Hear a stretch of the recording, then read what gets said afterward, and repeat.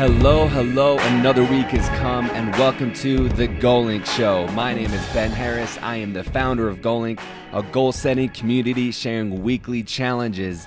These challenges are inspired by brands to bring you new ways to develop and improve yourself. You can kick back and watch me take on these exciting and uncomfortable challenges, or you can join me. I challenge every listener to complete these weekly goals. Catch the content on Instagram or Facebook at Goalink Group. The Goalink Show, this podcast recounts experiences from the achievers of the world, but not just the success. We delve into the challenges and the struggle that we all face. How do we find the will to push through? What role do motivation, discipline, and failure play in our lives? Let's talk about the process and not just the result. We discuss this and much more in the show. Thanks for tuning in. And this week we have a special guest on the show. It is my friend Kelli. She is the Celebrity Relations Manager for Children's Miracle Network Hospitals. We talk about leaving her first job in the NFL to work for the Children's Miracle Network Hospitals, where she's been at for the last 20 years working with a myriad of celebrities. And get ready to hear some miraculous, inspiring stories that these celebrities have helped with, that she's facilitated with for sick kids. We also talk about these things. You never know what's on the other side of what if. How to deal with denial and bounce back from lots of no's. Body dysmorphic disorder. What it is and how she deals with it. How to love what is today and not argue with reality. Why there are no limitations on your dreams. Her experience in never being married and a career-driven woman. Advice for little girls, whatever their dream may be, and how her body shut down physically after she tried to be perfect for years. This is an awesome interview. Stay tuned, stay engaged. Let's go. Alrighty, everyone, welcome to the Goalink Show. We have my friend and just an energetic force, Kelli. How are you this fine evening? I am amazing, and thank you for introducing me that way. I like that introduction. Yes, you know it. Well, it's very, very true. So let's just jump straight into it. I just want you to introduce yourself as far as your job, your passion, and your journey to this point today. Okay, that's a very loaded question, but I will start with the fact that I work for the greatest company on the planet, and it's Children's Miracle Network Hospitals, and we raise money for 170 children's hospitals across the country, treat 10 million kids each year, and I have the opportunity to meet these kids. I started with the company 23 years ago, and my job is celebrity relations, so I work with celebrities all over the country to help raise funds and awareness, and so I like to say that I make miracles happen for kids, and that is what I am so passionate about, and I have witnessed miracle after miracle after miracle, and I've been lucky enough to be a part of that, and it's my why. It is really why I get up every day, is what kind of miracle can I create today? Yeah, that's awesome. And 23 years, which I understand, like when you're making that big of a difference, it'd be hard to like go somewhere else. You know, it's don't get me wrong, it's a hard job too, because we don't pay these celebrities to do anything, but the why is so big that I'm willing to go through that pain, because the payoff is so huge when you're in a children's hospital and you're on the cancer floor and you see this little 1-year-old and he's hooked up to all of these tubes and his chemo, and you're like, how is that parent going through it? How is that child going through it? And you know that you're so blessed that you're not going through it, but you have the responsibility to help the people that are going through it. And so you just, it really is a blessing to be able to do this. Last year we raised $389 million. We've raised over $5 billion since 1983. That's crazy. And it's so cool because this charity is so different than most others on the planet, because all of the money that's raised is local, and you know exactly where your money's going to go. If you're in LA, it would benefit kids treated at Children's Hospital Los Angeles. If you're in Salt Lake City, it would benefit kids treated at Primary Children's Medical Center. So it's just so cool. I just honestly, I can't believe how lucky I am, because my dream as a little girl was to work for the Denver Broncos, and that dream came true as soon as I graduated from college at BYU. And I couldn't believe that I got it, because I was turned down twice for an internship, and it was just like the most amazing thing. But then out of the blue, someone called me up and said, "Do you want to work for this organization?" I'd never heard of them. And I had such a hard time deciding if this was the right decision, because here I am at my dream job. So I sat down one night and I made a list of the pros and cons of if I stay, if I go. And I thought out everything and I wrote it down. And I decided to leave the National Football League, which was my dream, to go to some podunk office in Holiday, Utah. It was really kind of messy and nothing like this amazing facility I was at. And I made that choice, and it was the greatest decision that I have ever made in my entire life. And I think about, what if I would not have made that decision? And I think that's a really powerful thing, is you never know what's on the other side of what if. It's true. I'm going through a very similar situation. So when you went to the company, I'm not sure if because I drive, so I grew up in Holiday, so I can picture the logo in my head. Yeah. So I'm not sure if it's just because of that I recognize it, or has it gotten bigger over the past couple decades? Yeah, I mean, when we first started, like, we raised $1.4 million, and it was started as a telethon in Provo, Utah, with Marie Osmond and John Schneider. He was Bo Duke from Dukes of Hazzard. So it was just a telethon, and it got bigger and bigger and bigger. And the logo up in Holiday, it was like a miracle balloon. That's been our logo since we started in 1983. And we used to be Children's Miracle Network. Now it's Children's Miracle Network Hospitals, and we just work with over 100 corporate partners that help us raise money. And the biggest, coolest thing is that I get to meet so many of these millions of kids that are treated at our hospital, and they're everywhere. Like, there's so many people going through challenges, and you never know when you're gonna know someone who needs a children's hospital. So it's just so important that, like, we give where we can, because every dollar matters. We raise $389 million a year, mostly $1 at a time. That's so cool. It's grassroots fundraising. It's amazing. It just goes to show the power that one individual can make to change the world in a positive way and create a ripple effect of miracles that can't be stopped.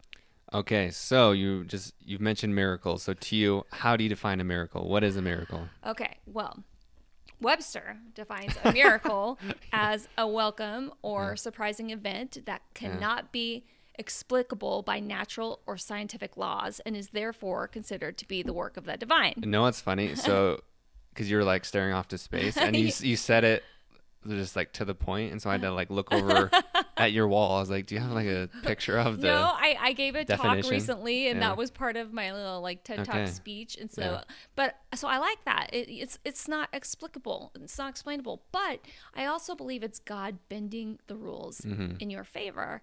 And I think sometimes if somebody didn't say something was possible, then you wouldn't know that a miracle existed. So sometimes people are out there as a way to prove that miracles are real. Like, for instance, one little kid, his name is Little Boo. When he was 5 years old, he got diagnosed with the swine flu. He spent 501 days in his children's hospital. Just because of swine flu? Because of swine flu. Sucks. It attacked every part of his body, and his oxygen levels were at such a high rate that the doctor said he was going to die, that he was not going to make it, and they chose to believe differently. And after 501 days, he left the hospital for a couple years. He did dialysis, where he would drive 3 hours every day to sit in a chair for 4 hours, and then drive back home 3 hours Monday, Wednesday, Friday. So that was his childhood. And when he got to 5th grade, he actually got a kidney transplant from his mom, was able to go back to school. And I was able to kind of help create a miracle in his life with something cool. I pitched his story to the Meredith Vieira show, and he loves Guy Fieri, the host from Diners, Drive-Ins, and Dives. Every day when he was in the hospital, he wrote a list of where he was going to eat from that show when he could eat again. And so on the show that I pitched him on, we flew him to New York City. Meredith just said, "We have a surprise for you." And they brought out a book signed by Guy, and he just freaked out because he loves Guy so much. And then they showed a video, and it was Guy saying, "As soon as you're done today, we're putting you on a train, and we're bringing you to the opening of my new restaurant." That was a miracle. He should not be alive today, but his dad is like, you know what? God needed to prove that miracles are real, and they wouldn't be real if people weren't saying that something isn't possible. It's so, I want to call you like the not as famous Ellen or something for all these things that you do. And I'm sure you've thought of this. Like, have you ever thought about doing a TV show about all of these things? No, I haven't. I definitely have created a lot of content that's been gone viral from some of the things that we've had happen. But I do really want the world to be inspired by these kids' stories. And so I have a podcast, and it's called Untold Miracles. And every other week I interview a celebrity and we talk about miracles.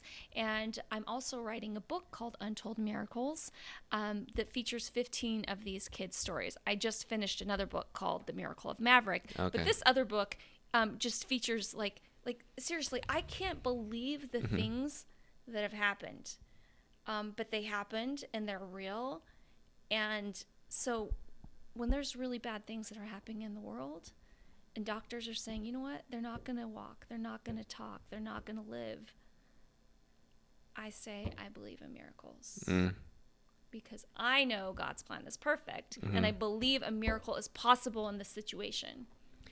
So, like, I love the focus on miracles. Actually, like, have you ever had someone challenge you on that? Like, yeah, a lot of people do not believe in miracles, and because kids die, you know, and that sucks and it's terrible. But yeah, I know it's and well, even kids are abused. Kids are like, there's so many bad things that happen in the world, and it's really hard when you think of that. I had one podcast guest, one celebrity. He's like, I'll come on your podcast, but I'm not gonna. You can't use the word miracle. So I said, okay, we don't have to. I don't have to say the word miracle, and I didn't. But some people are very uncomfortable with that word, and I'm glad I'm not one of them.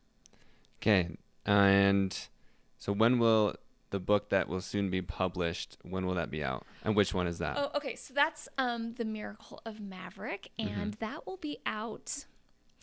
It's done, and now I'm just waiting for legal agreements to get signed from a few people involved in that story. And as soon as that's done, then it can be out. And I'm so excited because 100% of the proceeds are benefiting Children's Miracle Network hospitals. That's cool. And you will be able to help more kids like Maverick. And Maverick is definitely one of the biggest miracles that I have ever seen. I mean, I do see a lot, but his is one of my most favorite miracles to talk about. My sister gave me this for Christmas. This is a thing on my desk, and it is a picture of me and Maverick, and it says, to some is given the working of miracles. Because I believe we have gifts.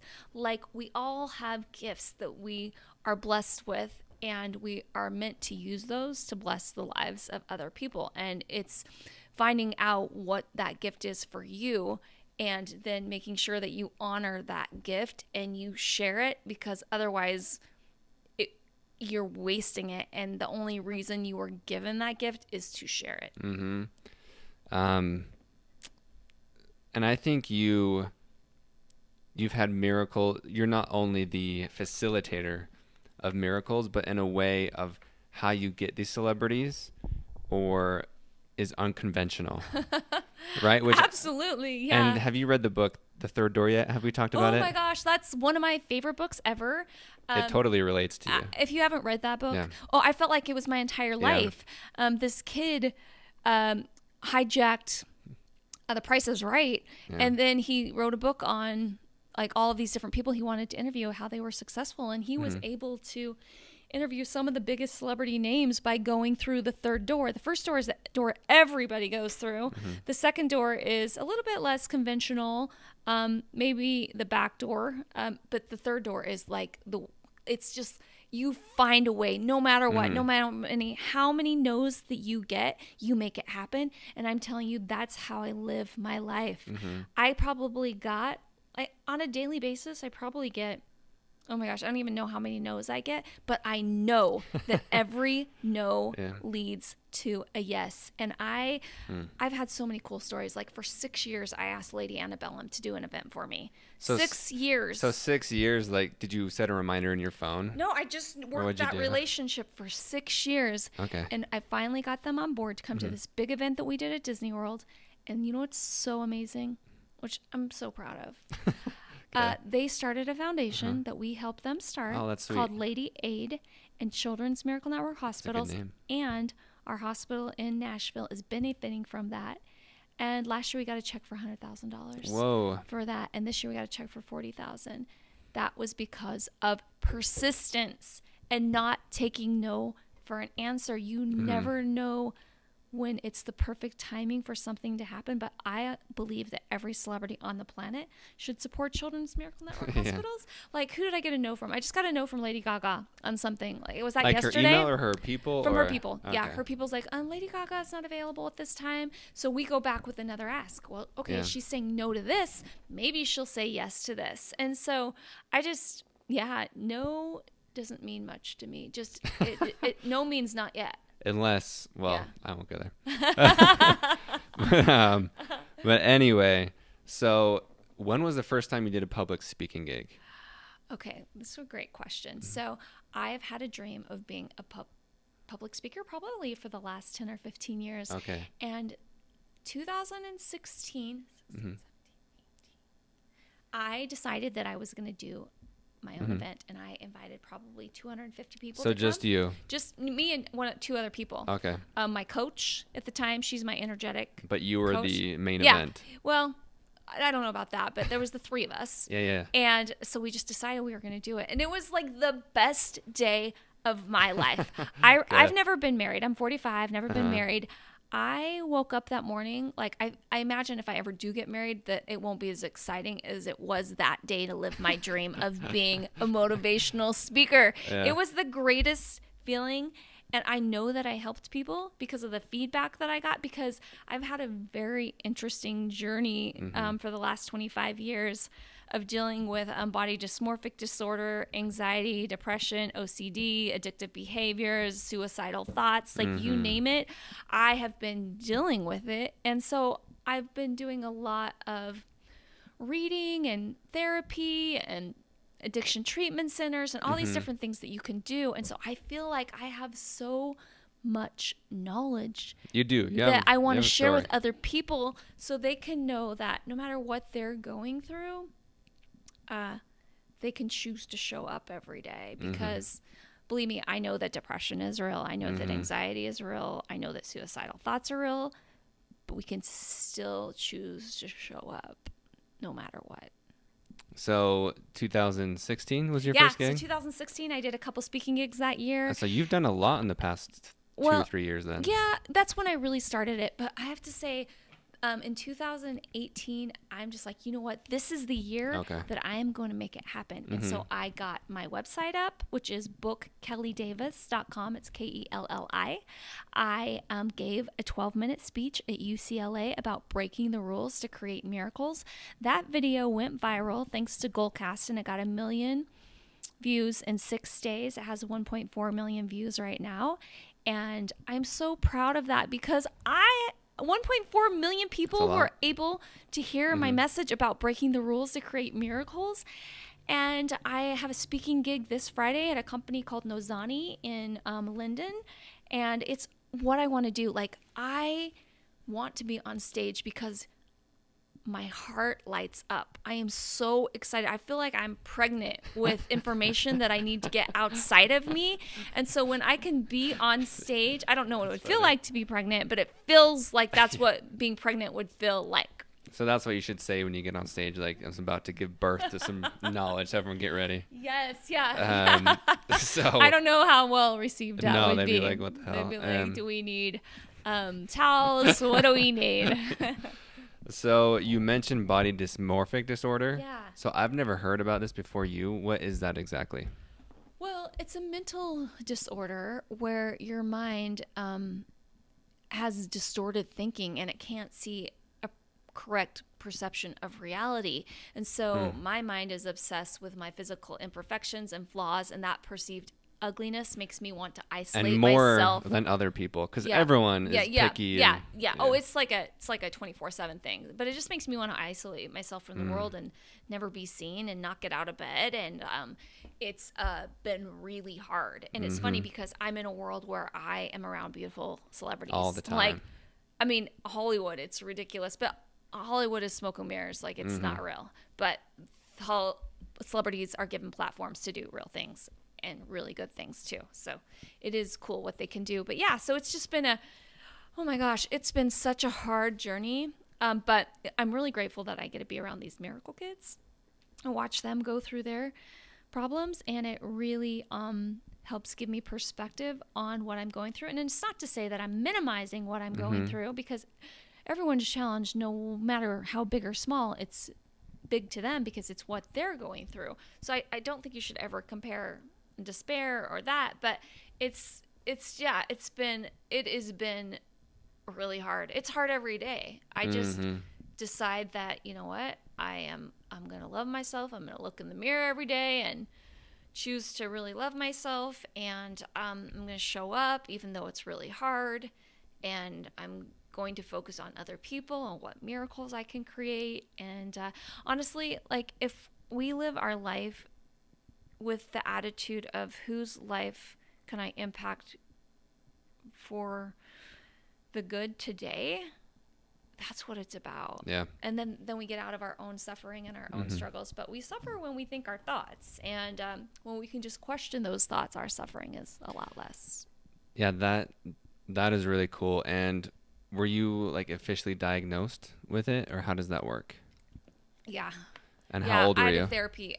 Well, it's interesting because I saw Oprah do a session on body dysmorphic disorder probably 15 years ago.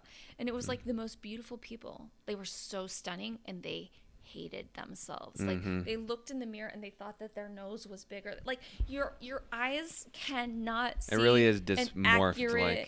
It's like you have a pair of foggy goggles on and you cannot see what's real. So I can't see that my body is the weight that my body is. I only see it as bigger because it's like it's like the lens doesn't work. It's totally out of focus. Is that from like society or just from birth or mix? It's a mental disorder. So it's like, it's a real thing, just like depression is real. So yeah, I've been dealing with it. It started for me when I grew up in Afton, Wyoming, very small town. I went to BYU.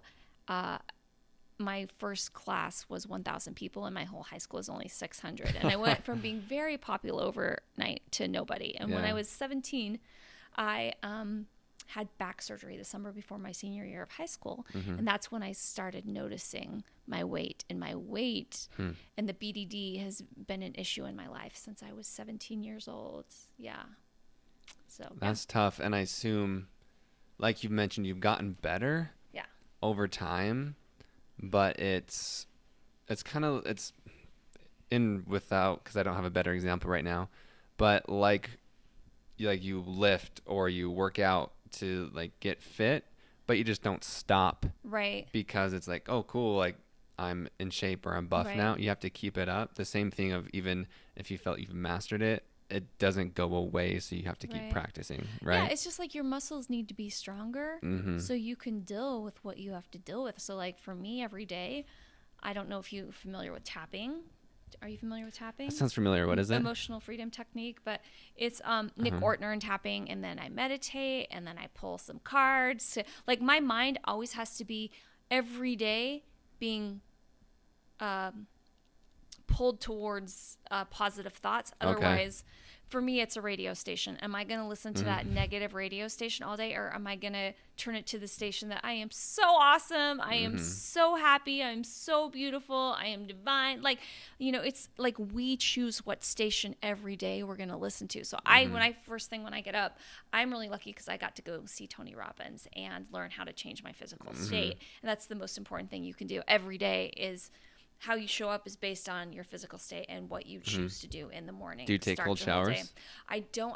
I've wanted to try that. I have not been able to do it. So just this week, I haven't taken full cold showers, but for like the last probably 10, 20 seconds, as long as I can stand it, it's cold. Ooh, that's good. And that's just how I'm starting. Yeah. But anyway, I ask because I know Tony does a cold plunge every morning. Well, so I actually did the fire walking, and I will tell you that was one of the most powerful things that I've ever done, because we all know that fear is false evidence appearing real. Yes. And face everything and run is another definition for fear, but I like to say face everything and rock. And rock. Yeah, and rock. And so I just was really worried about what that experience would be like, and I really thought it would burn my feet. Like, I'm like, I do not dare do this. And I was so worried about what could happen, the blisters, and how am I going to deal with that. And he got our mind in a mental state by having us say kumas, kumas, kumas, kumas, kumas over and over and over. We were in a room for 12 hours before we went outside. 35,000 people walked outside, and there was... He had 35,000 people there? No, 11,000 people, 35 lines of fire. Sorry, 11,000 people, 35 lines of fire. And we just literally, we pushed through our fear and we just went. But it's it's all mindset. Everything is a mindset. What am I going to choose to believe? And that's how I deal with my BDD on a daily basis is, am I going to choose to believe this thought? And I actually just did the most amazing podcast with a woman called Byron Katie. Are you familiar with her? No. Okay, so she wrote The Work. And it's all about self-inquiry, and it's 4 questions that can change your life. Because if we believe our thoughts, we suffer. Because if we ever argue with reality, we're going to suffer. We love what is. You have to learn how to love what is. And the 4 questions are, is this thought true? The second question is, can you absolutely know for sure that this is true? The third question is, how do you feel when you think that thought? Who do you become? And then the 4th question is, who are you without that thought? And then the 5th one is the turnaround. And it's very powerful. So if I say I am ugly, I'm fat, I'm whatever, is it true? Can I know for sure that that's true? Who would I be without that thought? Well, how do I feel? My body's tense. Who am I without the thought? I actually feel so much better. And then the turnaround, I'm not ugly. I'm not, so it's really powerful. All day long, you question your thoughts with those 4 questions. Because that's all life is. We wake up every day and we are faced with 60,000 thoughts that come through our head. And are we going to choose to believe thoughts that serve us? That's really good. And I'm sure you've been asked who's your favorite interview, but what's just one recent one? You don't I don't believe in favorites. Yeah. Well, just even something recent. I will say that I just interviewed Rainn Wilson, Dwight from The Office. Awesome. And he's a member of the Baha'i faith, and that is a very cool religion. And they just believe in the oneness of everything. And but I just interviewed Mitch Albom, and he is the author of the best-selling memoir of all time, Tuesdays with Morrie. And he truly talks about how to live life fully. And I just wanted to be a better person after being done with that interview. And Byron Katie, who I mentioned with The Work and her books, Loving What Is, was amazing. And then I just got to interview Muhammad Ali's daughter, Layla Ali. That was so fun. That's because sweet. She's a strong, fierce woman, but she's just very determined to make things happen. And I learned a lot from her. But everybody has a story to tell. That's true. Everyone walking this planet could be on your podcast right now sharing their story, because we all have something to learn. Yeah, and that's thanks for mentioning that. And that's whether you're famous or not famous, I agree with you completely. And I love talking to people in the process or less known, or because there are so many people successful in their own way that you may not know about. And highlighting that. I remember a year ago when I first got an accountability partner, that was the first thing I noticed is I did it with someone I really respected. And then the first thing I noticed was, you're not that different than me. If anything, I might be stronger in some areas. Right. And so that just switched my mind yep, no one's different than me. So I can do anything I want. Yeah. Speaking of accountability partner, I just have to put this pitch in. I got Brendan Burchard's The High Performance Planner the first of the year, and it is the most amazing accountability partner.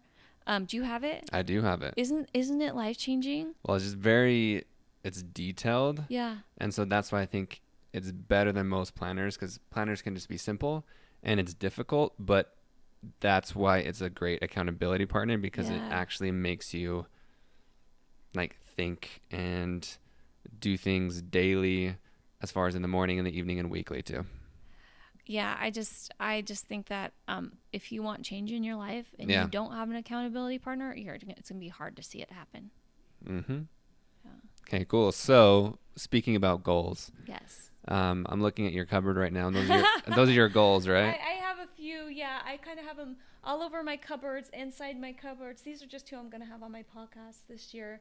These are people I'm going to help. These are in places I'm going to speak. And yeah, I mean, that's smart. I like it that I'm going to steal that. Yeah. I like it that's on your cupboard so you can see.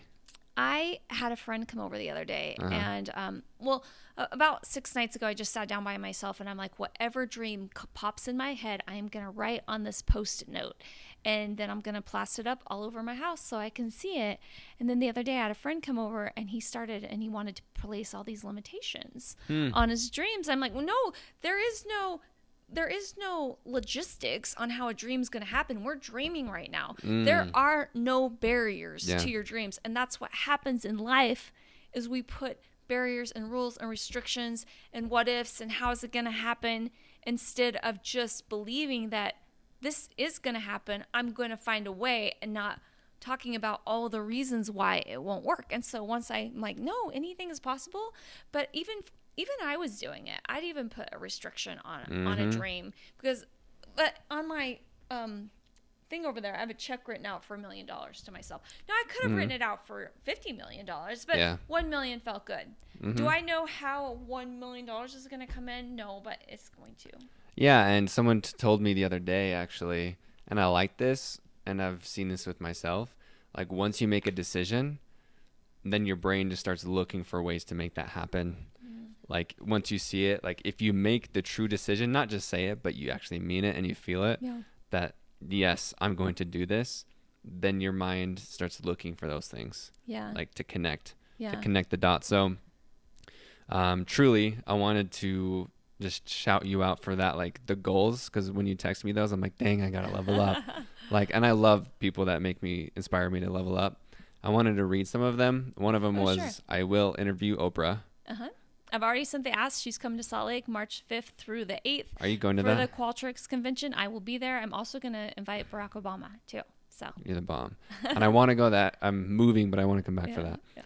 And then I'm going to speak in Hawaii. So you're going to Hawaii. Are you speaking there? I'm going to Hawaii in like 2 weeks. I do not have a speaking gig yet. That's because I'm there for work and I can't really do that. Well, I shouldn't say can't, but I don't have that set up yet. Okay. But I do want someone just to take me out on vacation when I'm not working to go speak. Okay, yeah. I like it. And they said I will interview Gary Vee. Yes. And then I'm going to take, I'm not sure if I should mention the name, blank kids to Disneyland. And so those are just a bunch of cool things that, like for you, it might not be like out of the question because you've already done a mix of those things. Right. But regardless, when you say like Oprah, it's like, okay. Yeah. You know, but I love, like, it really did inspire me to go big and write those things down. Well, she's the ultimate for me. Like, once I interview her, I'm going to just quit the podcast, you know.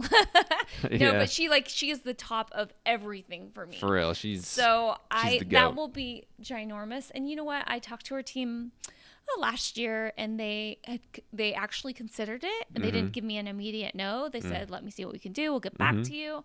And I just sent it again, and I said, our national office is a couple of miles from the venue. I can do this on the phone or in person. You know, if you don't ask, you will never, ever know. Yeah. And so I will keep dreaming big for the rest of my life. I will, and I have friends who are friends with Oprah, so it's not completely out of the realm. Like our co-founder is on one of Oprah's shows, John Schneider. He started our organization. He works for her show, The Have and the Have-Nots. He's an actor on that. My other co-founder, Marie Osmond, is a very good friend of Oprah's. I have another friend, Amy Purdy, the girl that lost both of her legs from meningitis and is the Paralympic snowboarding champion. She's friends with Oprah. So, you know, it's just a matter of when the timing is right, it'll happen. And I like that. You're not putting a time constraint on it. And I think that helps even with your expectations of, like, let's say if it doesn't even happen this year, you keep going or you keep trying, like it can still happen. And as Alex mentioned, just because someone tells you no doesn't mean you stop. Yeah. Like I could be a stalker and say, are you sure? You know, like, and that's not advised. It's really not good in the business world to keep going back. But sometimes, honestly, a cool story. Do you know who Les Brown is? Yes. So when Les was growing up, he wanted this job at this DJ radio station, and they kept saying no. And every day he would go back until they hired him. But he kept going back and back and back and back and back. So persistence is everything. Yeah, and I think people discount these stories like I have in the past, because you hear these stories for some reason, if it's on a podcast or some type of media, I feel like people think it's like not real or a story or embellished. But no, it's really real. Yeah. That these people go back to radio stations day and day, like day after day, and whether it's you through friends or even emails, like emails are a lot easier than in person. But I say do things the unconventional way. That's how I got my job for the Broncos. Is they had told me no twice. I happened to be in Denver interviewing with different colleges across the country to be assistant sports information director. And honestly, this was the craziest thing. I'm in my hotel room and there's a Denver Broncos mouse pad. That's the only reason I called them, is because I saw the mouse pad. I took action on the inspiration and I called them. I'm like, I want 5 minutes. I want 5 minutes of your time. They said no. And I'm like, I just want 5 minutes. And they gave it to me, which I still can't believe to this day that happened. They did. And I went in there and I walked upstairs and they said, what can we do for you? And I said, I want to know what I need to do to work for this football club. And I got the job. Boom. You have to believe in yourself, and you have to be willing to do things that other people are not willing to do. It's true. Like if you do things that everyone else is doing, you're just going to be like everyone else. Yeah. Do the hard stuff. Like for me, I see celebrities all the time. And my goal is, to get them all on board, and I see them everywhere because I'm looking for them. And people get really nervous when they're around me and that happens, because they know I'm going to go up and start talking. And they feel like I'm invading their privacy and their space. And I am. But that's the thing. I'm doing it for a higher purpose, right? This is about how am I going to get these kids to help support, or these celebrities to help support Children's Miracle Network hospitals. And I'm telling you, I've been able to create some really cool miracles from celebrities that I've met in the airport, getting them to do stuff for us just That's from cool. a freak meeting, because I happened to spot who they were. Let me ask you, because from like my perception of you is that you're fearless, but I know that's not the case for anyone. Right. So what are you afraid of? Oh, that's such a great question. I fear that I if I'm being totally 100% honest, that I will be alone the rest of my life. That's a very very big fear, is that I'm not lovable. And that's the thing. When I went and heard Oprah at this event in Washington D.C., and she said that every one of us on this planet, she has interviewed presidents, the biggest A-list celebrities in the world, and everyone at the end of the day just wanted to know that they're seen, that they're heard, and what they say matters. And so at the end of the day, every one of us is walking around just wondering if we're lovable, just wondering if we're good enough. And for me, that is something that I struggle with every day, is am I good enough? But I'm not unique. I am not unique, because every's kind of got Everyone that story. That. Yeah. Yeah, but thanks for being honest. And I mean, I hope you know that you're loved. You know. Yeah. Thank you. Yeah. I mean, it's really hard. I mean, I grew up in the Mormon religion. I'm still practicing, and you are supposed to get married and have children. It's part of kind of the whole plan for them, that it's all based on families. And so when I was 21 years old and I graduated from BYU, and I really thought something was wrong with me. And I lived my life up until I was 40 years old thinking something was wrong with me. Really? Because I'd never got married and I didn't have children. And it was so refreshing to turn 40 and realize that, oh my gosh, there's nothing wrong with me. God has a perfect plan. And instead of blessing me with the 4 children that I always dreamed of, I now have over 100 children, if not more. And there's nothing wrong with me. It's just, this is the life that I chose. I didn't choose to fit the box and do what I was supposed to do. And I'm so grateful that I chose to be true to me in that regards, because honestly, even if I am alone the rest of my life, that's okay. I know that I'm always in the perfect place for me. There's always a lesson in every situation that we're here. And my personal beliefs is that we're on earth to become better human beings and to grow and to not be stagnant. And so it's all about challenges, how we face them, how we grow, and how we help other people through the process. And it's been a really hard thing. Like, I've been dating this guy, and just the other night, I'm like, it was actually last night, I'm like, I actually can't believe I don't have children. Like, I always thought I would have 4 kids, and I don't. And that's not my life. And I don't have a family. But what I do have is a lot of love. I have so much love. And that's important. And at the end of the day, it's all about connection. And I'm really connected to these kiddos all over the country. Yeah, and that's cool, right? Because it doesn't have to be necessarily like your own children's love. Yeah. Right? I think that's just kind of what's been... Yeah. Well, and I actually have 2 fiancés. They're both 8 years old. One's named Maverick. One is named AJ. He could use prayers. He's going through chemotherapy right now. And he has 7 inoperable brain tumors. 7? And yeah, wow. he's awesome. He actually has a chemo port that he calls Steve Rogers, Captain America. So I reached out to Chris Evans and got Chris to tape a video for him. And he That's actually so cool. got it while he was in the hospital getting chemo. So AJ sent a video back to Chris. And it was really, really cool. That's the kind of things that I live for. Is AJ's going through a hard time, and if I can make that hard time just a little bit less for even a spare moment, that's a really, really, really good feeling. And like, even for us, like, when our problems, like, they're nothing compared to 7 brain tumors. Yeah, like, as a compared kid, to a sick kid, our problems are nothing. Yeah, like a kid, like, yeah. That's crazy. So, you mentioned like church. And I feel like for you, it's still a struggle for women, I feel like, but it's less controversial now to be career driven. I would say it's it's gained movement. Yeah. So props for being ahead of the game a little bit. Thank you. So what advice would you give? Because for me, like, I'm single, don't have any kids, but I would love to have a daughter. I just like I connect with that a lot. So what advice would you give to just a little girl about she's just anything, whether she wants to be a mom or have a career or both or do anything she wants to? Like, what advice would you give? Okay. I would say life is a really amazing journey.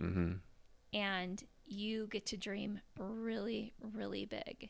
And it's important that you always follow your heart, that you identify what lights your heart up, and that you are always willing to pursue that which is your why.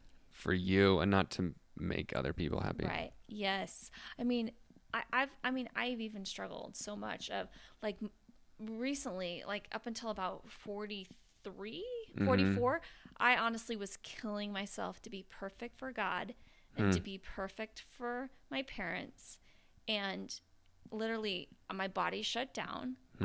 In 2017, I had chronic pain for the whole year. I couldn't get out of bed March and April. And it's because my body was no longer willing to be killed for the sake of perfection.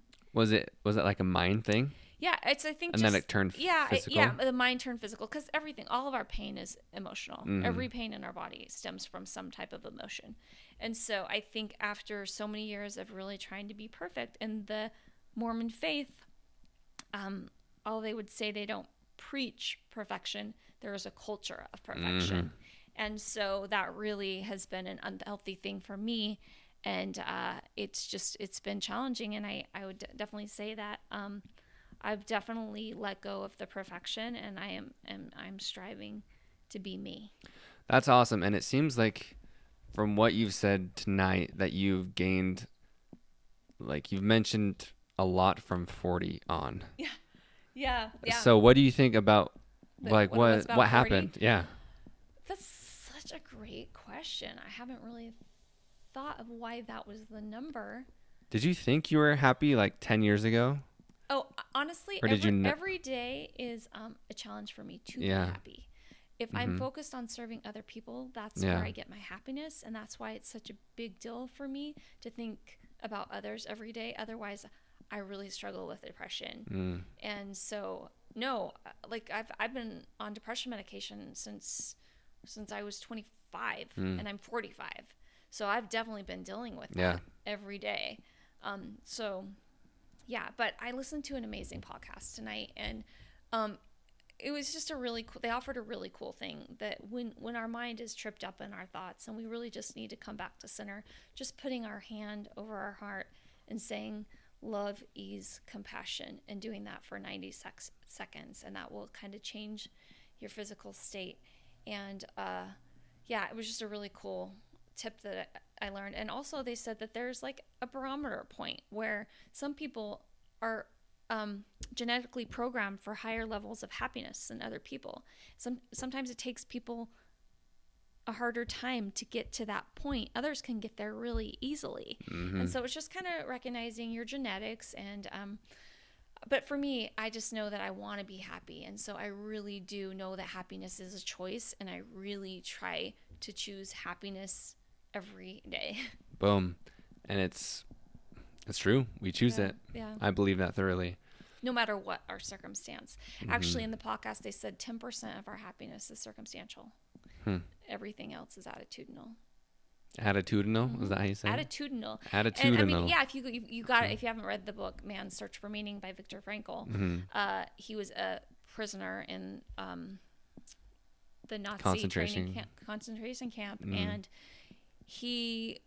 so many people around him were just miserable, and he's like, if I couldn't find beauty in the fish head in the dirty bowl of water, then I wasn't going to make it. But he was able to find that to be beautiful and just appreciate what he did have. And yeah, I think it's one of the best books on the planet, so I definitely I still need to read that. Yes, you do. Yes. That's the most important thing that's happening tonight, is that you read that book. Okay. So what's your counsel for people struggling with their identity versus the one that their parents, church, or society has of them? Oh gosh, that is that's been something I've been working on really a lot the last 3 years, and I would say I have learned the hard way that it's so important to be who we are, not who others want us to be. So for me, I definitely feel like my parents have wanted me to be the perfect Mormon girl who does X, Y, and Z, and and believes what they believe. And I was really grateful that I had a conversation with them about 1.5 years ago, and I'm like, I don't know what I believe, and I mean, there was a lot of tears around this, and they're like, well, we love you no matter what. And so I think no matter what it is that you're going through, whether it's your sexual orientation or your religious beliefs, and you're just really trying to figure it out, the most important thing that we can do is be who God made us to be our authentic selves. That's who we are. And trying to change who we are to fit someone else's standards or ideals will always make us suffer. And so just now that I've been able to kind of step, I mean, I believe in the Mormon faith. I go to church. There's so many things that resonate with me. There's certain things that don't resonate with me. And I really think it's definitely okay to ask questions and just be like, you know what, I'm going to show up as me, and that's enough. That is enough. And that's the most important thing. And I would strongly encourage that if you're not doing that right now, do the scary stuff and just go through the process of being true to you and see how that feels, because nobody wants you. Like, perfection is boring, and nobody wants the fake and the not real. They want to know you, and that's actually who they love. Imperfections are cool. Yeah. Imperfections, like one of my favorite books of all time is The Gift of Imperfection by Brene Brown. It's just one of the best reads out there. And so I am so imperfect in so many ways, and that's what makes me beautiful. Boom. I love it. Okay, so we've come to the segment where I call Scroll My Soul, and I'll tell you why. Okay. Because that's good, by the way. That's good. Oh, thank you. That is really awesome. You might want to trademark that. But why I call it that? So trademark that, okay? Trademark it, TM. Yep. You can't steal it. Yep. Copyright 2019.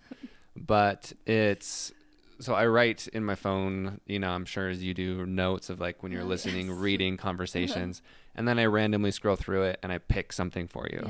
Yeah. Ooh, cool. And so for you, what I picked. Then I'm gonna do it to you. Okay, let's do it. I love it. Okay. So I just want to know like how you resonate with this. Okay. I wrote, I like when I'm wrong because that means I've learned something.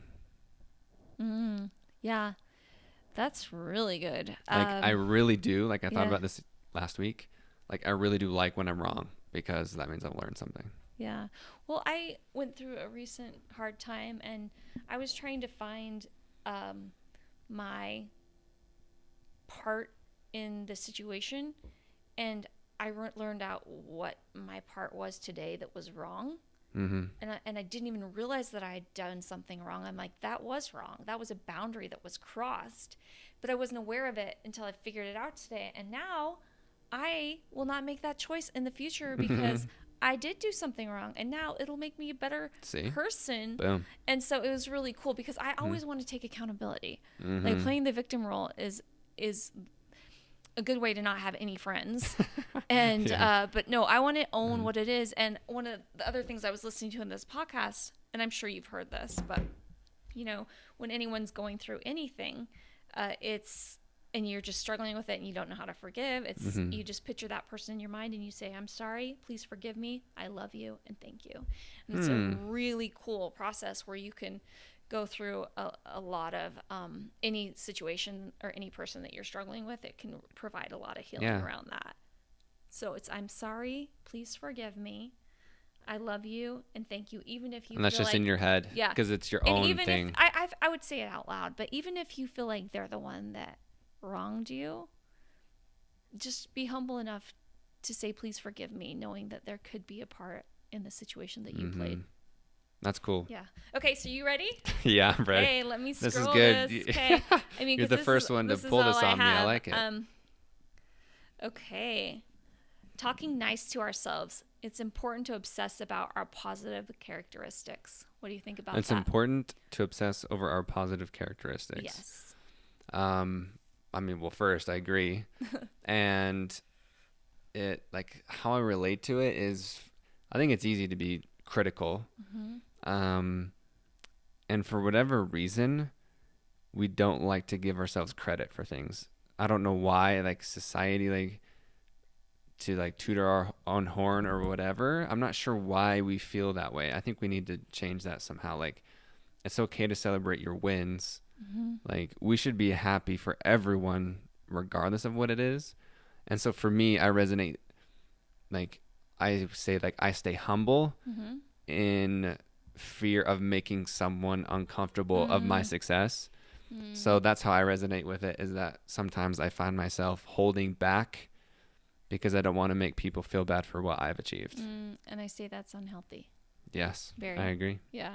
So I would challenge you to obsess about your positive characteristics. I think I do by myself. Like, I meditate every morning and, like, I go over a lot of things. Right. But I think out loud, that's hard. Right. And that even resonates. My theme this year, my mantra for this year is be bold. Yeah. Just because that's what I've had to work on. Is I'm not like a people pleaser necessarily, but I get lazy because I want to avoid confrontation because it takes time. Okay. And so I would challenge myself to be bold in every aspect this year. So I accept your challenge. Okay. I like it a lot. I was reading, I have this book that I read every day based on the day, and it's Louise Hay. I'm not sure if you're familiar with her, but no, you have like a library in your head. Yeah, like Hay House, all of her books. You need to read those. But the mantra for today is, I'm beautiful and everyone loves me. But it was like today, it was a day that it was really hard for me to say that. I'm like, I feel so the opposite of everyone loves me and that I'm beautiful. But it was a mantra, and it really is important that we do. So often we let our minds obsess about those negative qualities, or at least those lies that we tell ourselves that aren't true. And I do think it's so important, especially to write them down too. Write down the things that really are really great about you and be proud of them. Let's do that. I really like that. I think that's actually going to be the challenge for this week, is write things down that you love about yourself, whether it's physical, emotional, attributes, whatever. I love that. Okay, so thank you for spending an hour with me almost. Do you have any last counsel or advice that you'd want to send out there? Well, how much time do I have? You have as much time as you want. Okay. Awesome. Well, I before I go, before I go, I have to tell you about the Miracle of Maverick. Yes, do it. I just want our listeners, your listeners.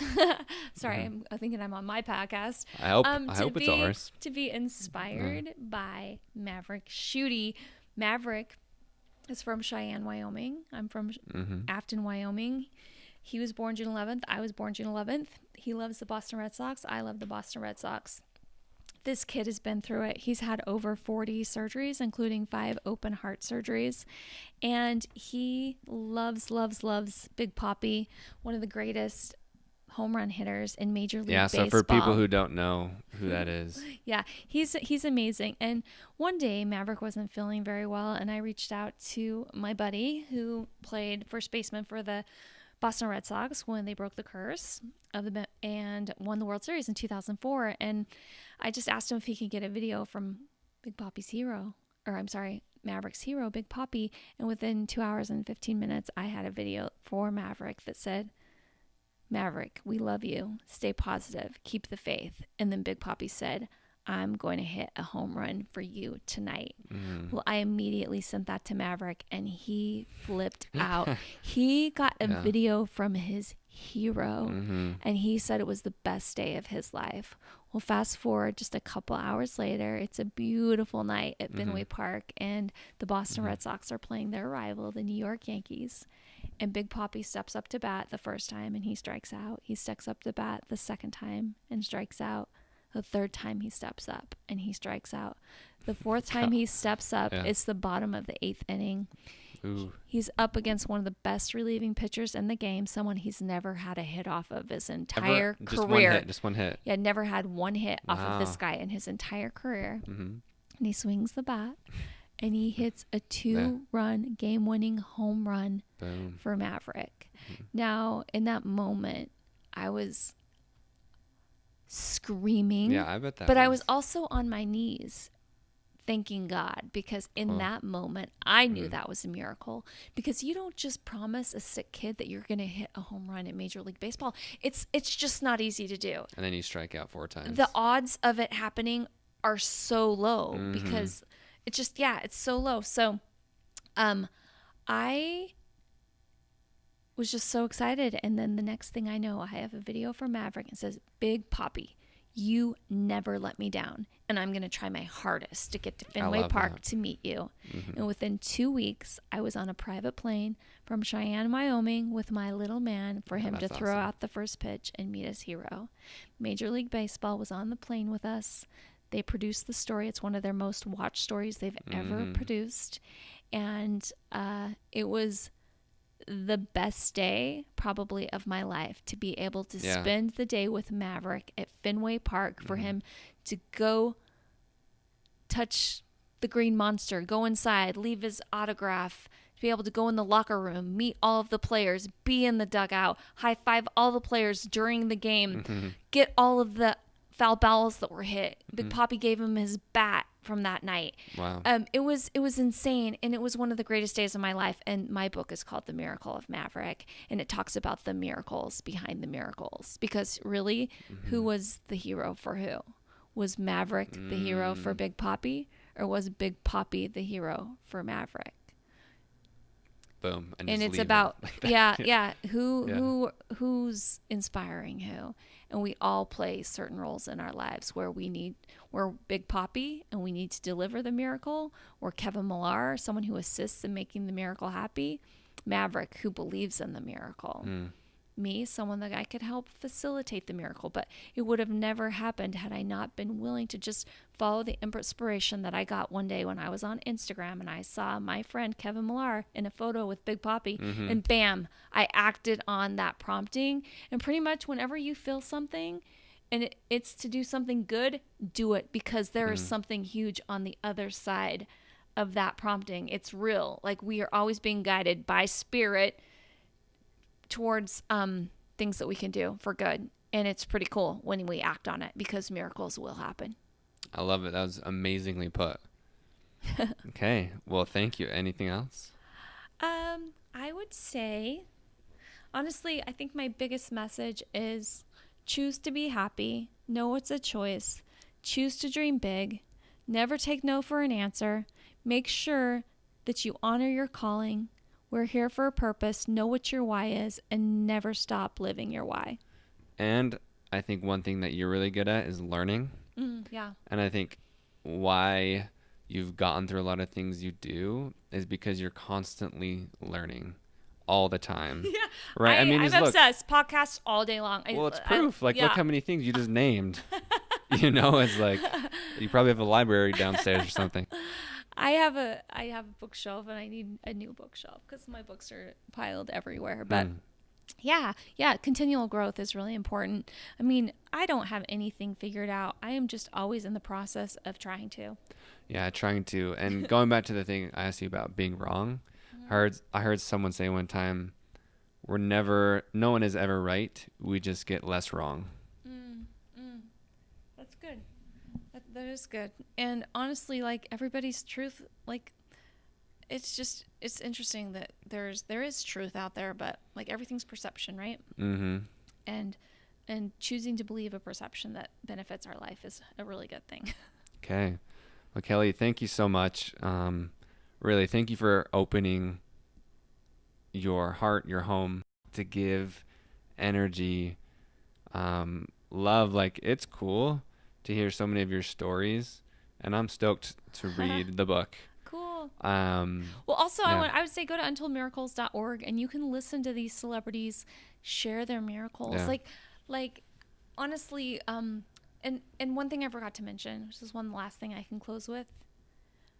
It is so important that we look for the miracles in our lives. They're little and big. And every day we can ask for a miracle, we can be grateful for a miracle, and we can help create miracles in the lives of those around us. And that is what we can be doing every day. And I encourage you to go out and see what kind of a miracle you can create today. And so, like, with this Brenda Bouchard planner, I've literally been trying to focus on an act of service a day. And it's really cool. Like today, I was getting lunch at Chipotle, and this guy walked in that was homeless, and he went to the bathroom, and I just put money on his backpack. Like, I love he'll that. he'll never know what happened, but like, he'll have felt that act of service. So did he leave his backpack on the chair or something? Yeah, he just left it on the chair. He just left his stuff in the corner. Good so for I'm you. like, okay, what can I do? What can I do to serve? What can I do? And it's just because your mindset was switched, right? Is you might not think that if you're not looking to serve, and I think looking to serve helps. Yeah. Just catch those things because your mind is looking for it. Yep. Okay. What you put out always comes back. Okay. All right. Like, drop the mic because this was awesome. But for real, thank you so much. I appreciate it. Well, I appreciate it too. And I really feel honored that you invited me to be on your podcast. I'm so excited for your journey. It is truly incredible what you're doing to create miracles in the world. And thank you so much for the invite. Boom. Thank you. All right, y'all. I hope you enjoyed that interview this week. It was one of my favorites so far. And this week's challenge is inspired by CRUDE Personal Care at Live CRUDE. The challenge is love the skin you're in and appreciate one thing about yourself every day this week. Keep a running list and submit these gratitude lists at the end of the week. So what I want you to do is keep a list, write down actually something, whether it's physical, your personality, write something that you truly love about yourself. This was inspired by CRUDE Personal Care and the conversation you just listened to with Kelli. And once you complete this weekly challenge, there are a few ways you can report back. I want to hear from you guys, so please post on Facebook or Instagram using hashtag Goalink Challenge. Also tag at LiveCrude, send us a private message, tag us in your stories, or you can use the Goalink hotline. To use the hotline, call 385-626-0525 and follow the instructions. Follow us at Goalink Group. My name is Ben. I love you. This is The Goalink Show.